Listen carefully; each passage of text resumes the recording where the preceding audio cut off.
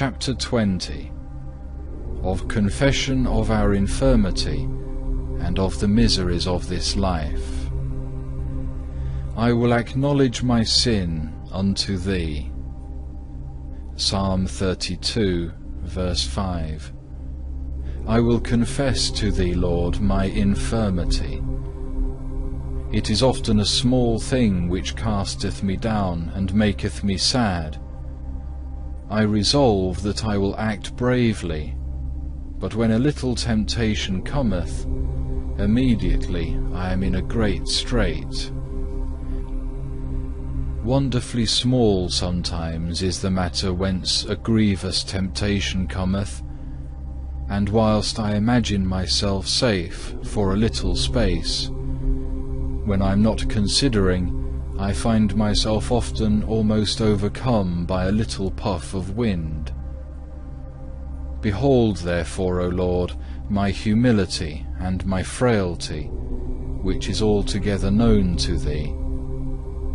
Be merciful unto me, and draw me out of the mire, that I sink not. Psalm 59, verse 16. Lest I ever remain cast down. This is what frequently throweth me backward, and confoundeth me before Thee, that I am so liable to fall, so weak to resist my passions. And though their assault is not altogether according to my will, it is violent and grievous, and it altogether wearieth me to live thus daily in conflict.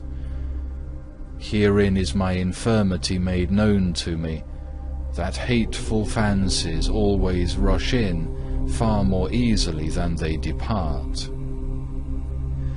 O that Thou, most mighty God of Israel, lover of all faithful souls, wouldst look upon the labour and sorrow of Thy servant, and give him help in all things whereunto he striveth. Strengthen me with heavenly fortitude, lest the old man, this miserable flesh, not being yet fully subdued to the Spirit, prevail to rule over me, against which I ought to strive, so long as I remain in this most miserable life. O what a life is this, where tribulations and miseries cease not, where all things are full of snares and of enemies. For when one tribulation or temptation goeth, another cometh. Yea, while the former conflict is yet raging, others come more in number and unexpected.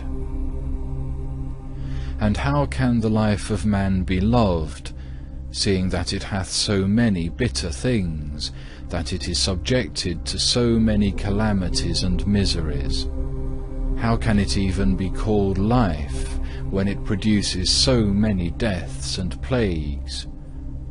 The world is often reproached because it is deceitful and vain, yet notwithstanding it is not easily given up, because the lusts of the flesh have too much rule over it. Some draw us to love, some to hate. The lust of the flesh, the lust of the eyes, and the pride of life, these draw to love of the world. But the punishments and miseries which righteously follow these things bring forth hatred of the world and weariness. But, alas, an evil desire conquereth a mind given to the world, and thinketh it happiness to be under the nettles. Job 30, verse 7. Because it savoureth not, nor perceiveth the sweetness of God, nor the inward gracefulness of virtue.